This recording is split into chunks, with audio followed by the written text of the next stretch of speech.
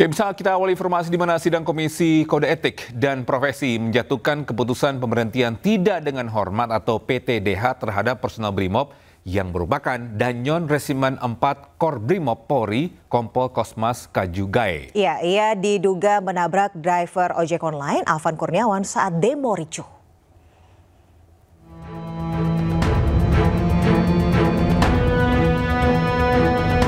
Kompol Kosmas merupakan terduga dengan kategori pelanggaran berat. Ketua Majelis Sidang KKEP menyatakan pemberhentian tidak dengan hormat atau PTDH sebagai anggota Polri. Pemberhentian tidak dengan hormat atau PTDH sebagai anggota Polri. Danyon Resimen 4 Korps Brimob, Kompol Kosmas Kajugae mengatakan dirinya tidak memiliki niat untuk melindas pengemudi ojol Alvan Kurniawan. Ia menyatakan peristiwa tersebut di luar dugaannya. Dengan kejadian atau peristiwa bukan menjadi niat, sungguh-sungguh demi Tuhan bukan ada niat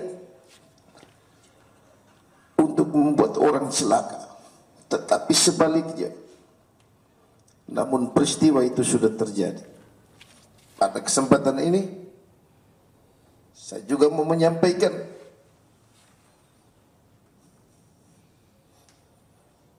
duka cita yang mendalam kepada korban Alvan Kurniawan serta keluarga besar. Sungguh-sungguh di luar dugaan, dan saya mengetahui ketika korban meninggal, ketika video viral. Dalam persidangan, Divpropam Polri juga menghadirkan pengawas eksternal, salah satunya dari Komisi Kepolisian Nasional.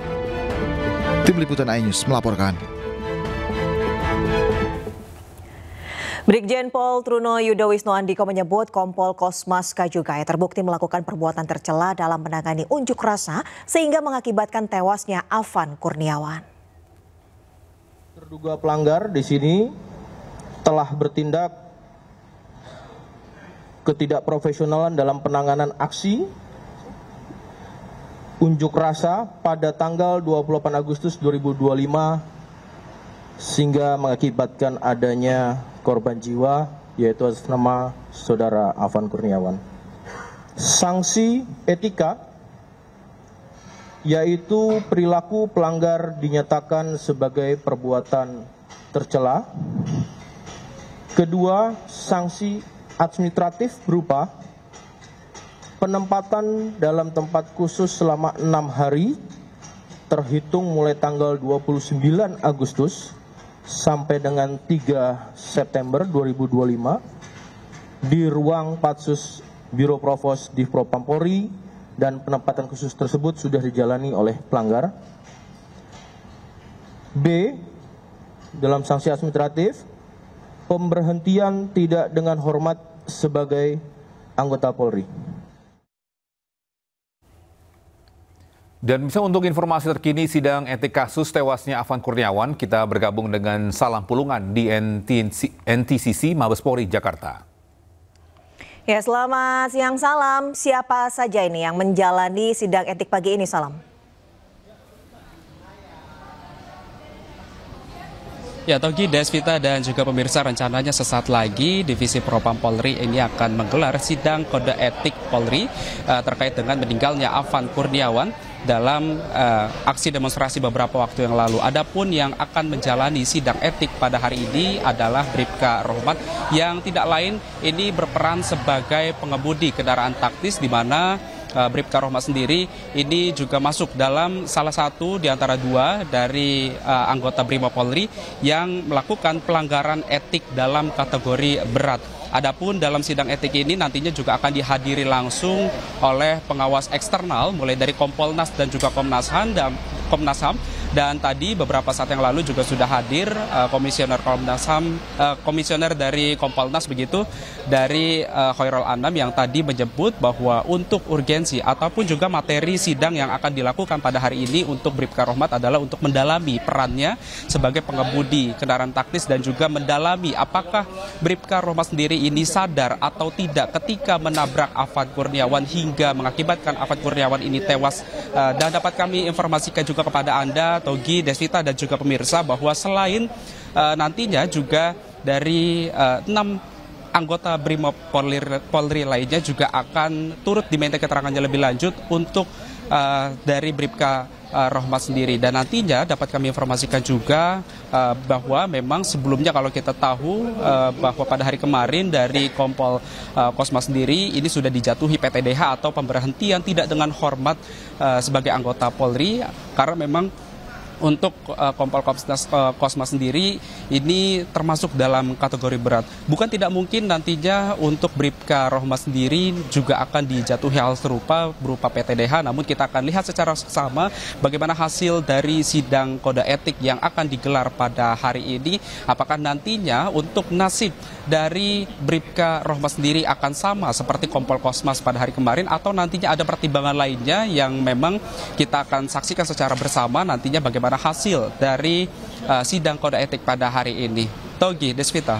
Ya, salam terkait dengan mungkin pengamanan di sekitar Mabes Polri. Apakah ada pengamanan khusus menjelang sidang etik hari ini?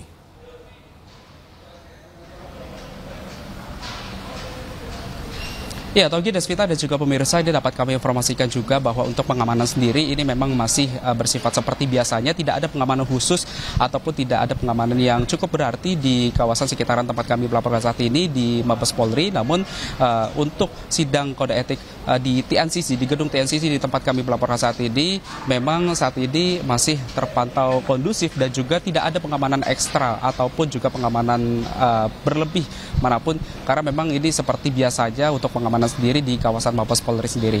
Togi, Desvita. Baik, terima kasih Salam Pulungan atas informasinya melaporkan langsung dari Mabes Polri Jakarta. Selamat bertugas kembali. Ya, pemirsa, Direktorat Tindak Pidana Siber Barreskrim Polri menangkap 7 pemilik akun media sosial yang diduga memprovokasi pada demonstrasi berujung ricuh Minggu lalu. Ya, Barreskrim juga menangkap seorang pegawai kontrak salah satu lembaga internasional karena memposting ajakan melakukan tindak anarkis. Ya, Dirtipid Siber Barreskrim Polri, Brigjen Pol Himawan Bayu Aji, menyatakan penangkapan dilakukan usai polisi menerima 5 laporan. Barreskrim merinci 2 tersangka ditahan Direktorat Siber Polda Metro Jaya. 2 tersangka ditahan Direktorat Siber Barreskrim Polri. 2 tersangka ditahan Subdit Jatanras, Ditreskrimum Polda Metro Jaya. Sementara 1 lainnya tidak ditahan. Barreskrim Polri juga menangkap Laras Faizati, seorang pegawai kontrak di salah satu lembaga internasional lantaran memposting ajakan melakukan tindakan anarkis di kantor Mabes Polri. Ya, di akun medsosnya tersangka mengunggah video yang menimbulkan rasa benci kepada individu atau kelompok masyarakat tertentu dan melakukan provokasi. Kami telah menerima 5 laporan polisi yang kemudian kami tindak lanjuti dengan melakukan penangkapan terhadap 7 orang tersangka dengan rincian sebagai berikut. 2 orang tersangka telah dilakukan penahanan oleh Direktorat Siber Polda Metro Jaya. 2 orang tersangka telah ditahan di Direktorat Siber Barreskrim Polri. 2 orang tersangka ditahan Subdit Jatranras Ditreskrimum Polda Metro Jaya, dan 1 orang tersangka ditangani oleh Direktorat Siber Barreskrim Polri yang tidak dilakukan penahanan. Pada tanggal 1 September 2025, Direktorat Siber Barreskrim Polri telah melakukan penangkapan terhadap tersangka LFK selaku pemilik, pengguna, atau penguasa akun media sosial Instagram @Laras Faizati. Modus operandi perbuatan tersangka adalah membuat dan menggugah konten video melalui akun media sosial Instagram miliknya yang menimbulkan rasa benci kepada individu atau kelompok masyarakat tertentu berdasarkan kebangsaan, menghasut atau memprovokasi massa, aksi unjuk rasa untuk melakukan pembakaran terhadap gedung Mabes Polri. Selain itu, tersangka juga tanpa hak mentransmisikan dokumen elektronik milik orang lain atau milik publik. Ya, sementara itu seorang mahasiswa Fakultas Hukum Universitas Negeri Semarang atau UNES, ini Iko Julian Junior, meninggal dunia. Ya, polisi menyebut korban meninggal kecelakaan, namun keluarga temukan kejanggalan luka di tubuh korban.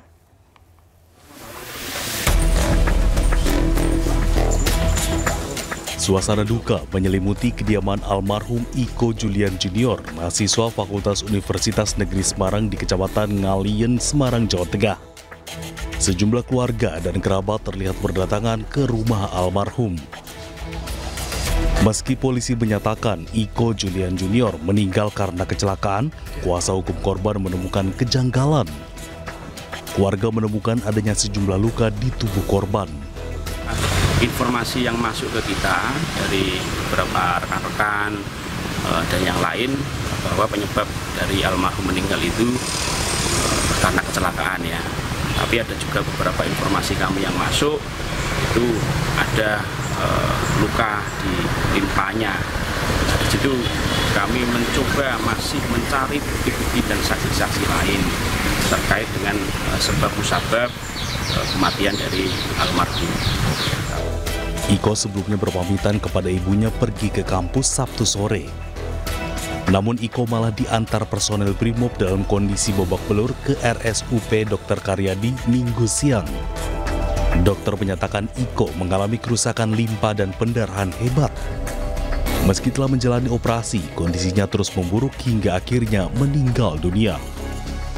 Dari Semarang, Jawa Tengah, Wisnu Wardana, iNews melaporkan. Polda Jawa Tengah memberikan klarifikasi atas kematian mahasiswa UNES yang meninggal dunia usai ikut aksi demonstrasi. Ya, Kabid Humas Polda Jawa Tengah mengungkap Iko Julian Junior tewas akibat kecelakaan di Jalan Veteran Semarang Sabtu dini hari. Jadi benar pada tanggal 31 dini hari di Jalan Veteran kurang lebih pukul 03.05 telah terjadi laka lantas, di mana kendaraan Vario yang ditumpangi atau dikendarai oleh saudara Vicky dan Aziz ditabrak dengan kecepatan tinggi oleh kendaraan Supra yang dikendarai oleh saudara Iko dan Ilham.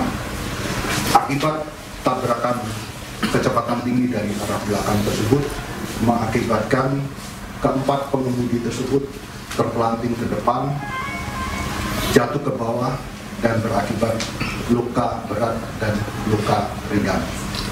Yang kemudian sesaat setelah peristiwa tersebut, anggota yang di lapangan membawa para korban kecelakaan lalu lintas ini ke Rumah Sakit Karyadi untuk dilakukan penanganan secara medis. Pemirsa, admin sekaligus Humas Kejayan memanggil Syahdan Hussein dikabarkan ditangkap polisi di Bali. Namun Ketua LBH Bali mengungkap belum menerima keterangan dari kepolisian. Bapak adalah kontrakan ya, kita ke kontrakan ya. Ada di Indonesia, jadi benar ya. Beredar di media sosial video penangkapan terhadap aktivis yang merupakan admin akun Kejayana memanggil Syahdan Hussein. Lembaga Bantuan Hukum Bali mengumpulkan informasi terkait penangkapan tersebut. Diketahui Syahdan ditangkap pada Senin 1 September malam. Tak lama kemudian Selasa dini hari, Syahdan langsung diterbangkan ke Jakarta. Ketua LBH Bali Reski Pratiwi mengungkap belum menerima keterangan resmi terkait tindak pidana yang menjerat Syahdan. Kami baru tahu tadi pagi, kabarnya beredar dia diangkat malam dan diterbangkan ke Jakarta dini hari ke Jakarta. Siapa Mbak? Syahdan Hussein. Kalau dugaannya ditangkap itu karena apa dia? Kami belum tahu sama sekali. Dari pihak kepolisian di Polda Bali yang kami ajak koordinasi juga tidak banyak memberikan informasi. Ditambahkannya bahwa Syahdan tidak tinggal di Bali, namun pada saat penangkapan kebetulan yang bersangkutan sedang berada di Bali. Dari Denpasar, Indira Ari, iNews melaporkan. Sementara itu, Kabid Humas Polda Bali Kombes Pol Arya Sandi membantah Polda Bali telah melakukan penangkapan terhadap aktivis Gejayan memanggil Syahdan Husein. Gejayan memanggil itu apa betul dilakukan penangkapan di Bali dan? Tidak ada ya, informasi itu tidak ada, tidak betul.